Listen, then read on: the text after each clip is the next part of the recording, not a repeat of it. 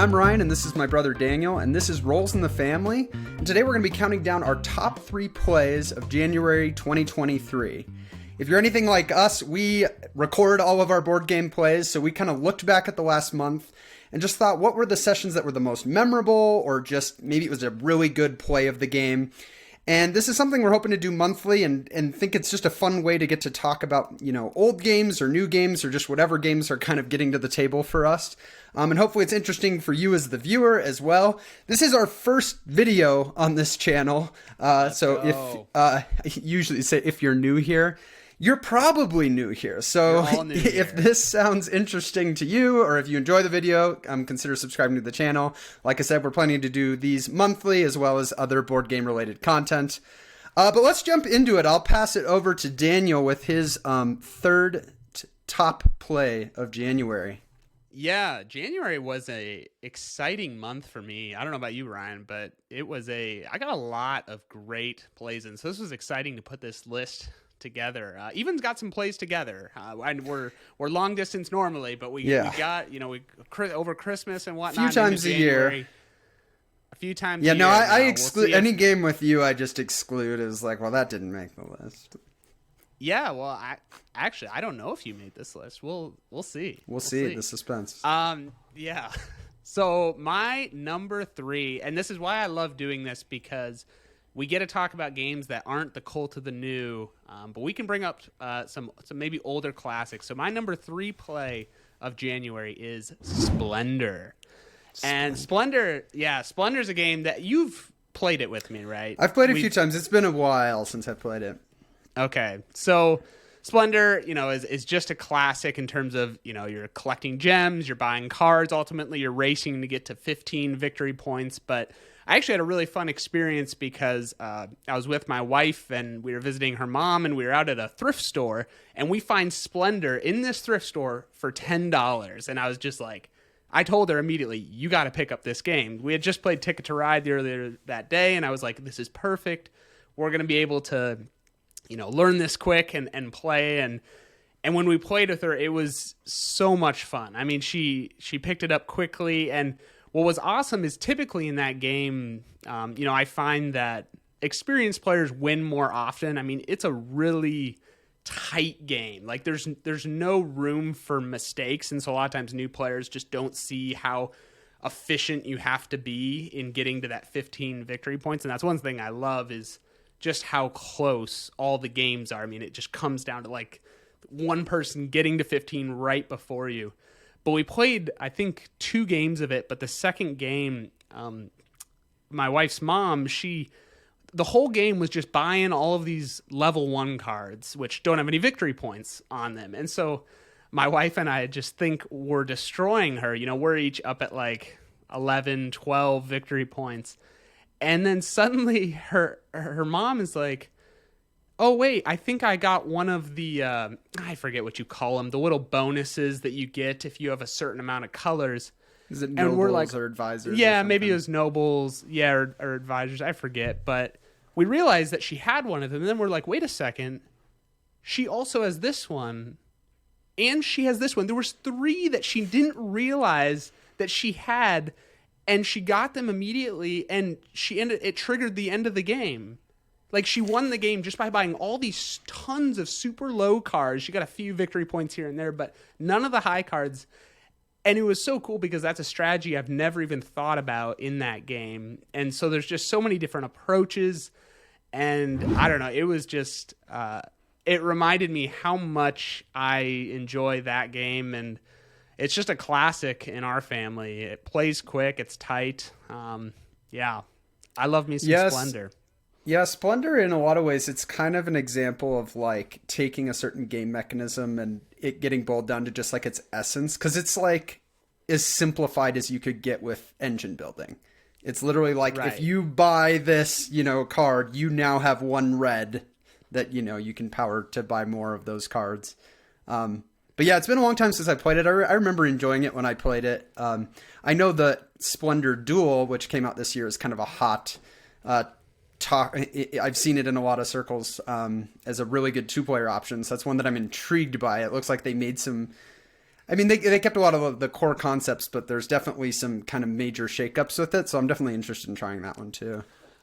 I know, and the thing we watched some videos on that one, and it'll just be interesting to see, if we do end up picking it up, how different it is from Splendor. Because I mean, we love playing 2-player, honestly. So Yeah. it'd be interesting if that's worth it enough for us to consider that instead. But Splendor, it's a gem.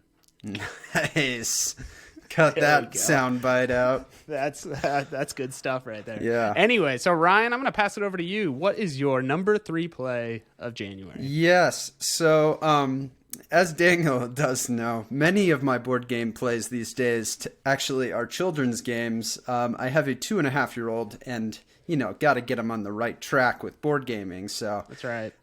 We've got a bunch of different games we like playing with him, and the most recent one that we picked up is Quacks and Co. I think it's called the Quedlinburg Dash, which is the kids' version of Quacks of Quedlinburg. I think Daniel was actually with us when we got it from our local game store and played it for the first time. And it's a fun kind of spin on it. It's interesting because Quacks of Quedlinburg is known primarily as a push your luck game. The kids' version has removed push your luck which makes sense because kids are terrible at push your luck. Like if you had a push your luck kids game, I'm still terrible at it. Yeah, you're just a child. Kids would just bust all the time. So it really leans more into it's more about the bag building of what ingredients do you get, which is still very fun for a kids game. But the specific session I'm thinking of is when we introduced it to my in-laws, and it was my mother and father-in-law, and I guess let's see, I was on my son's team, and then we had one other player. And it was just, it was a fun game because we had a full group of 4 and everybody was kind of just having a good time. But my mother-in-law was way ahead, and it was like she was going to win for sure. To the point she got to the last space on the track. And if you haven't seen this game, it's basically just a big race. Like you're just trying to get your animal to the end first. And so she's on the last space of the track, and I say, wouldn't it be funny if she, just starts drawing the black chips that are the ones that don't allow you to move? And like once you draw a certain amount of those is when you buy new chips. And there's always at least one black chip in your bag. So there's always the possibility, even if you have tons of other chips, that you might not move on that turn.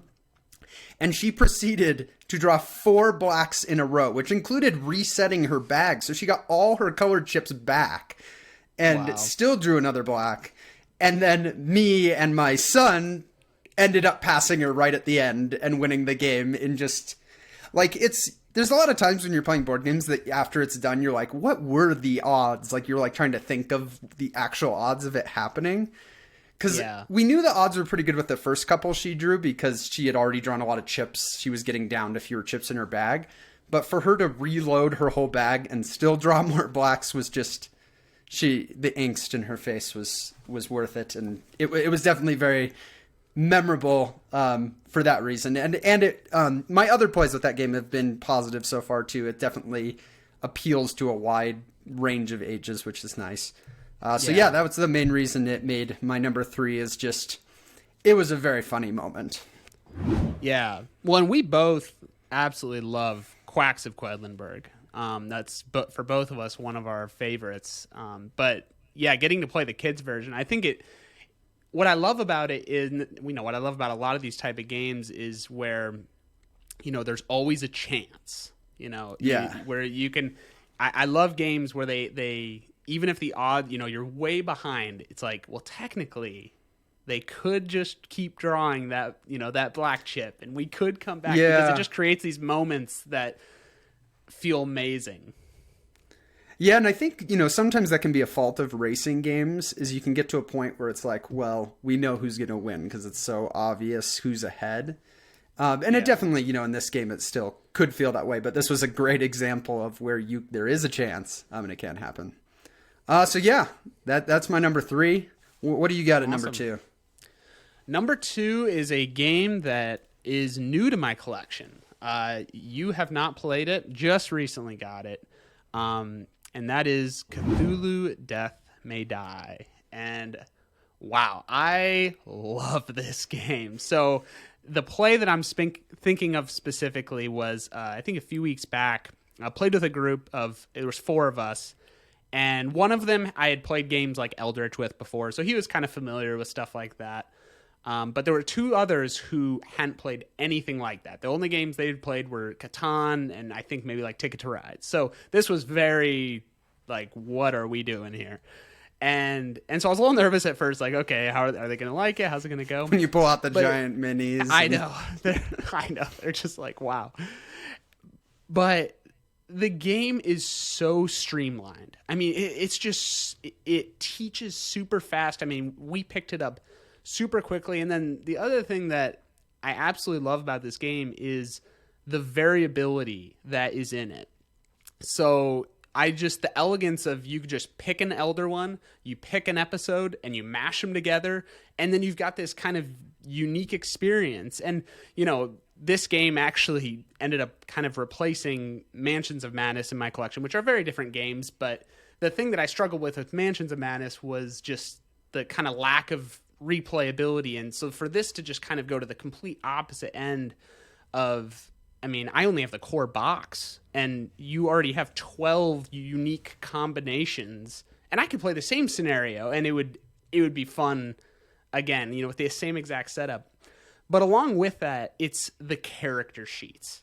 Like, more so than any Lovecraft game I've played, the characters are so cool. I mean, they have, each one has these 3 rows of kind of an ability where you start at the base ability, but then actually as you go more insane, which ironically, you also die if you go fully insane, but the closer you get to that, the more powerful you get. That's how you upgrade your track. And so you're like going more insane, but you're also just getting more and more powerful. In each game, you can choose how you want to kind of almost customize your character based off the circumstances. You know, do I want to, maybe this game I need to upgrade this ability more, whereas a different game with that same character, I'm going to want to lean more into a different ability. So there's some character customization, and every game I've played so far has led to just this perfect, I mean, tension. I mean, unlike, you know, we've played a lot of Eldritch, and it kind of, you know, starts out slow, and then, I mean, it's a much longer game.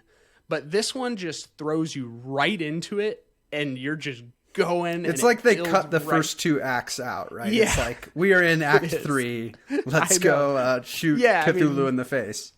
Yeah, and it builds so well to a finale. I have had such good experiences with that, and that play specifically just really stuck out. It came down to everyone else had died. It was me on the final die roll on Cthulhu. I mean, everyone's just like, oh my goodness, and I got it, and we won, and it was, wow.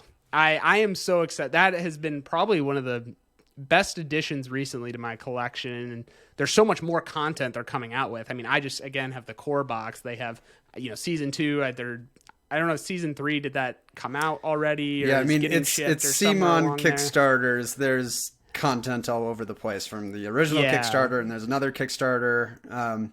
Yeah, it's definitely one I'm very interested in trying. It had been on my list for a while, and then I just convinced you to buy it. So, you know, hopefully I get to try your copy here at some point.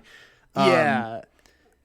But yeah, you were talking about that investigator mechanism, which is I can't think of a lot of games that do that. I'm gonna call it the like berserker mechanic, where basically the closer you are to death, the more powerful you are. Like you get more abilities, and I think that's a fun mechanism, partly because it reframes like when you're doing it makes doing poorly like fun in some ways. You know, if you're closer to dying, you're like, at least I have all these cool abilities. Yeah, I'm definitely really interested in trying that one. I'm curious from your perspective, like something we've talked about with Eldritch, and we both really enjoy Eldritch. I've played Eldritch many times. I don't know if I'm at like probably coming up on like 40 plays of Eldritch.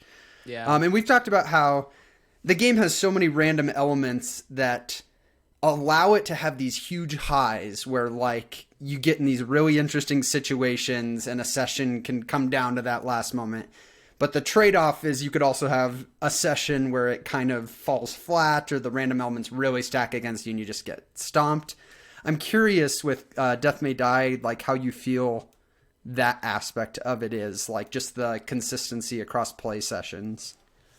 Yeah, so I think it is more consistent than Eldritch. Like, I don't think you're gonna really, well, the thing is it's shorter, so if you do have a flop, it's like, you know, in 45 minutes versus I just spent 4 hours and I'm hating my life right now. We play Eldritch like 2 to 3. That's fair. true. But it's true. When you get yeah. the thing with Eldritch though is like sometimes at hour 1 we're gonna get killed, but we're just like on life support the rest of the game. Yeah. And so I still like Eldritch is still gonna like at its best deliver the biggest high, but I was impressed at how great of a high it gave me. It's seeming to do it pretty consistently. I haven't had a bad game of it yet. It's nice. Is that what, a sample size of 2 or 3? Yeah, it's a small. It's like a sample size of 3 or 4. I forget, but yeah.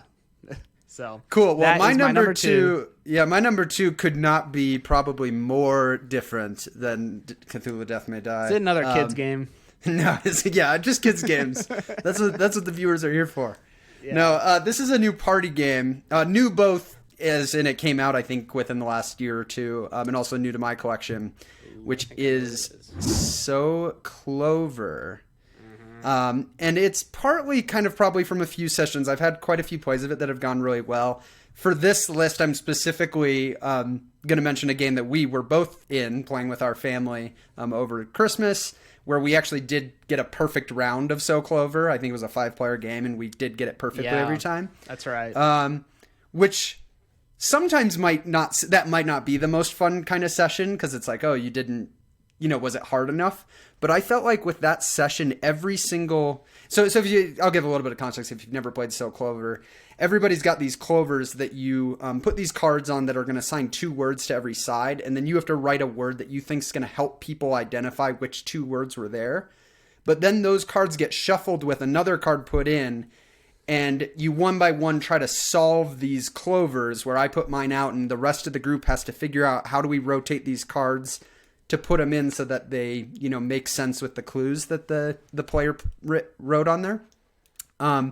And I felt like with this session, like every one, we were really thinking hard and like going back and forth on options. So it wasn't just like we easily solved these. And it's part of what makes that game so good, I think, is like that seems to be the common experience, like when you're solving one of them, which is just a little bit the nature of like the English language. There's just so many ways to interpret certain words and like connect them to other words. And so it was just fun to like feel like, oh, it could be this, and finally we'd lock it in and be like, okay, this is our answer, and it was completely right, and then completely right again, and we ended up going all the way around the table. And so yeah, I thought that was a very fun session of it, kind of on top of already several good sessions we had before that. I think it's a great new part. It's one of the better new party games I feel like I've added to my collection recently. Kind of this new trend. It's made by the same publisher that did Just One. And it's kind of this new trend of light cooperative party games, which aren't necessarily going to be what everybody's looking for. But man, are there certain scenarios where it's like, that is perfect. Like, could not be more perfect. And my parents both liked So Clover a lot. And so, yeah, you were obviously in this. As well. What? That's weird. I was going to say, you were in this session. What a coincidence. Maybe it's your number 1. You got to put on your poker face. But I thought it was noteworthy. That game is so good. Again, I've just got it. You just got it recently. Actually, my wife just bought it for me recently as well, because it just blew me away. It's that combination of connecting 2 words. It just, my brain vibes with that. And the and it's part of what I like aspect, about Codenames or other games like that. But reframing it in a cooperative context, I don't think I'd played a game that had done that. It's good fun. And it's funny. Yeah. Honestly, it's funny a lot of the times. It is. Because you're like coming up with these justifications for like, they could have meant this. And like usually the clue giver, there's at least one of their clues that was like, this is a stretch. Like I couldn't figure out how to connect walrus and trombone. Like there's like 2 words that just like don't seem to go together.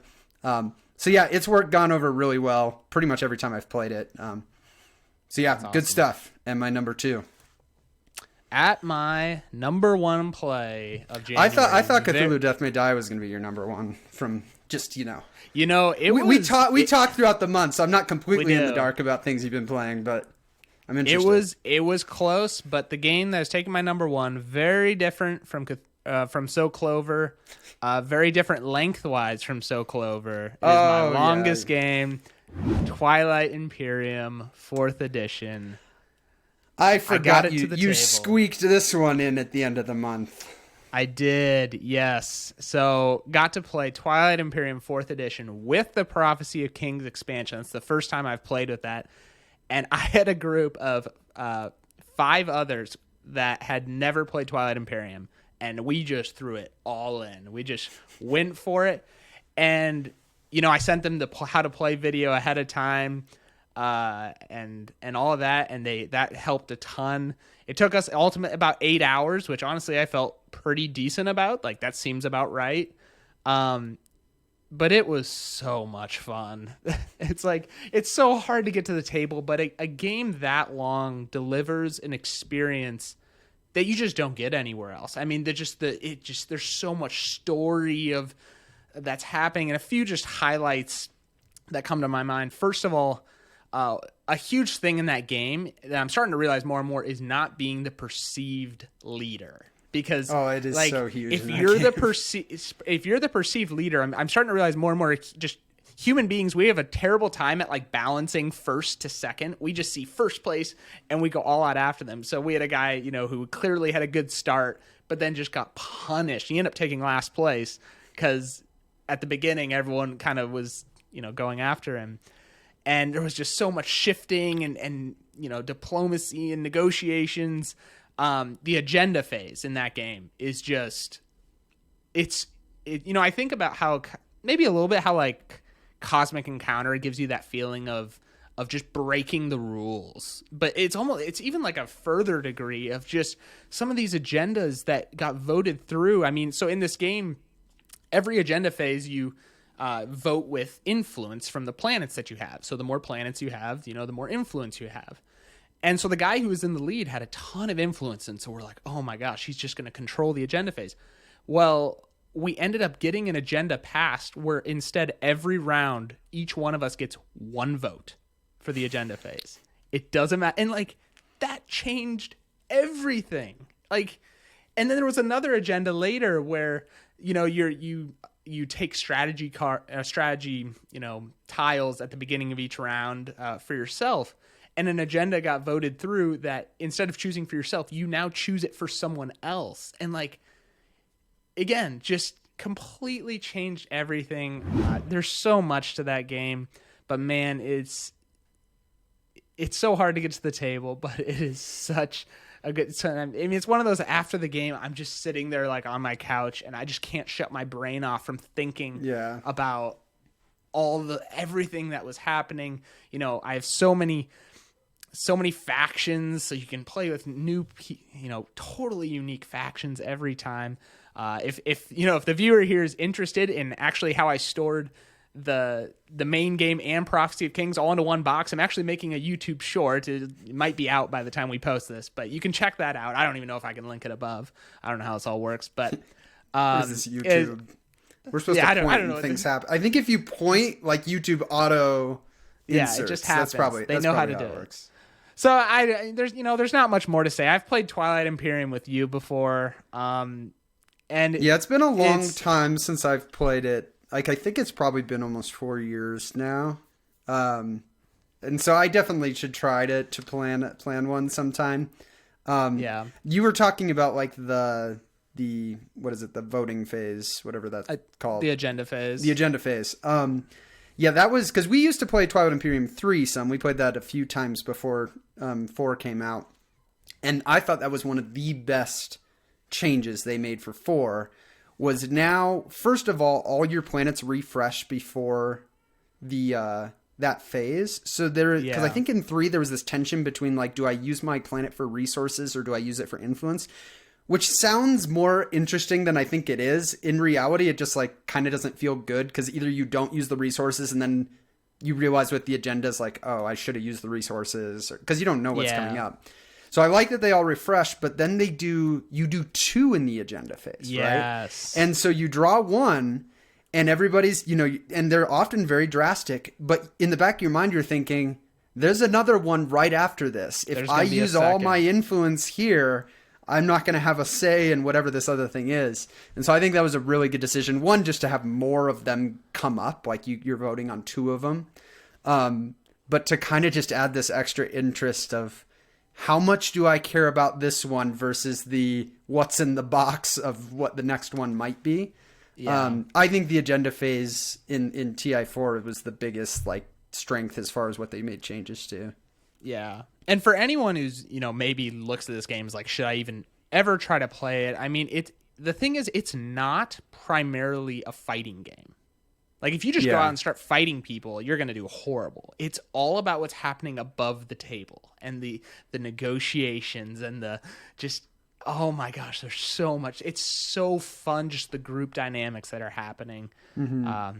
Man, hard to get to the table, but when I can, it's yeah, I mean, there's a reason it's been as popular as it is for so long, and the 4th edition is definitely the best iteration and just really streamlines it. It's always funny to say it streamlines it to a game that still took you 8 hours to play, but it did streamline it. 8 hours, and yet it felt like it flew by. You're just, you're in, people say, how can you play an 8-hour board game? You are in it, and you're just, time just flies, so...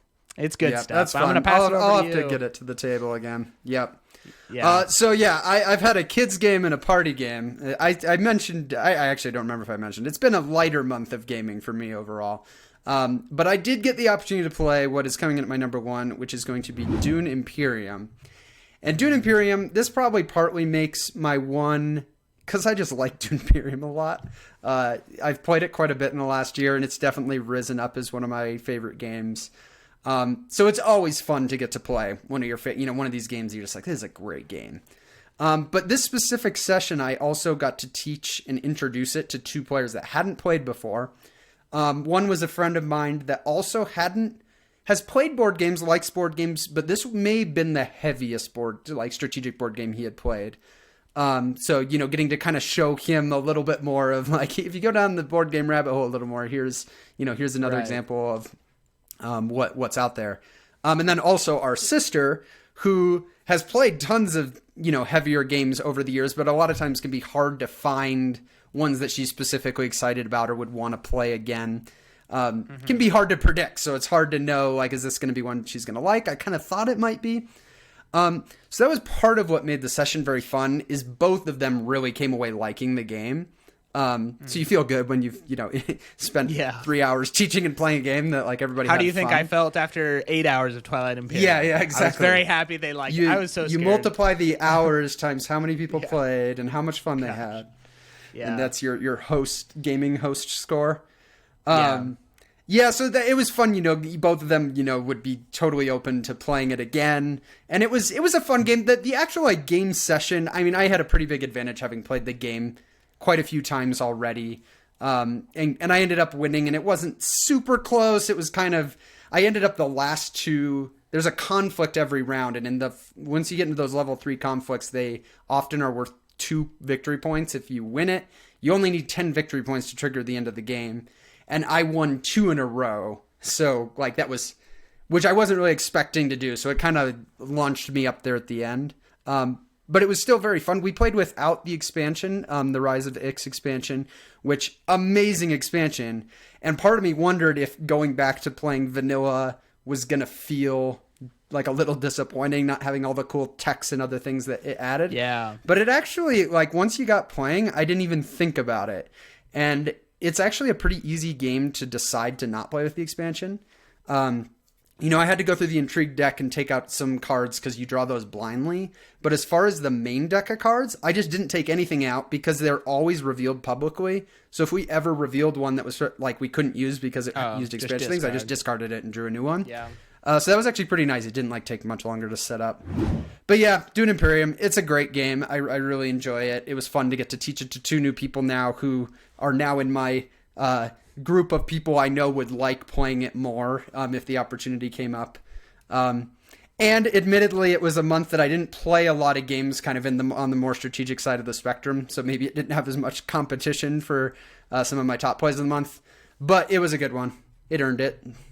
Yeah. So, Dune Imperium, number 1. It seems like across It seems like that game across the board, people tend to like when you teach. I mean, I don't know. It seems like it's pretty.